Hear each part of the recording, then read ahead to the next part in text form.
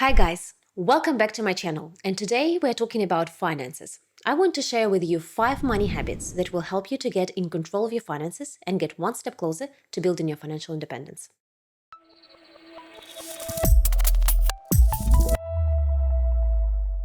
I'm Anna Lehman, personal performance coach, and in this channel I share with you helpful strategies on how you can achieve your personal success. Habit number 1. Stop playing the status game.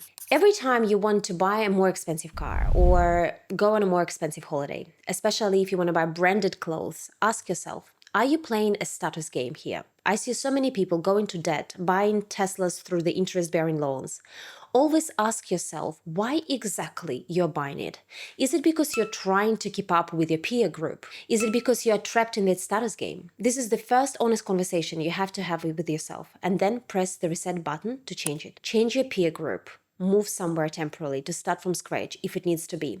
It's not easy, I know, but it is possible, as everything starts with one small step towards your new, freer life. It's important to focus on your own goals and your own values instead of comparing yourself to others. Be mindful of your own motivations and try not to seek external validation at the expense of others. True wealth is not just about money or possessions. It is about having a sense of purpose, fulfillment, and connection to others. It is about living a life that is aligned with your values and brings you joy. I will give you an example with my car. We have been driving a 10-year-old Toyota Camry, and my husband and I are always joking that we change apartments and the place where we live more often than cars, because my car still does a perfect job. It takes me from point A to point B with relative convenience.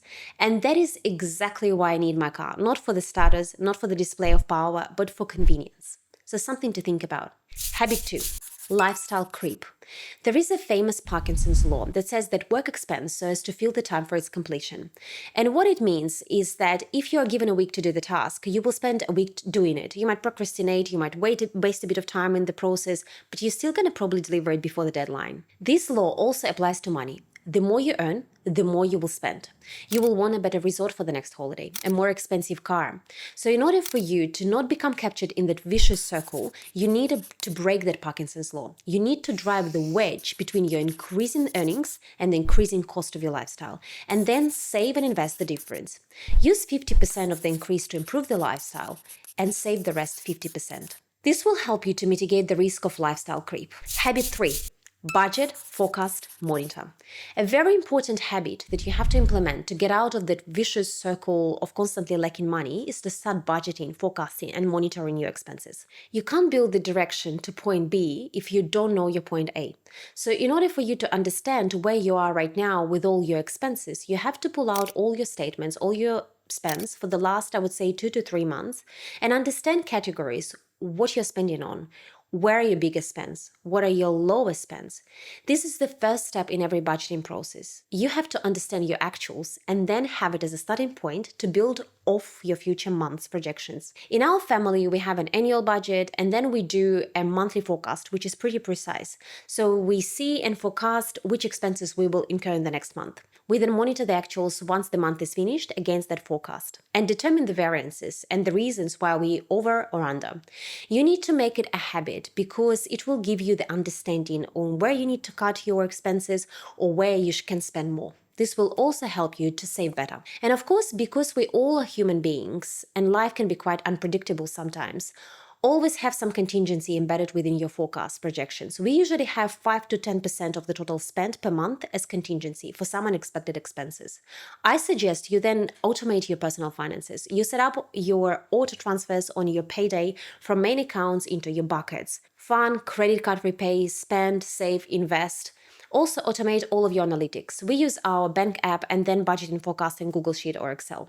Habit 4. Save before spend. Now, once you have done your budget, you know what amount of money you need to spend on. The day you receive your paycheck, the first thing you need to do is to allocate it in the right buckets. Check out my video here where I talk about which buckets you need to consider creating and saving strategies you can use. And the first thing you need to do is to save and invest before you start spending.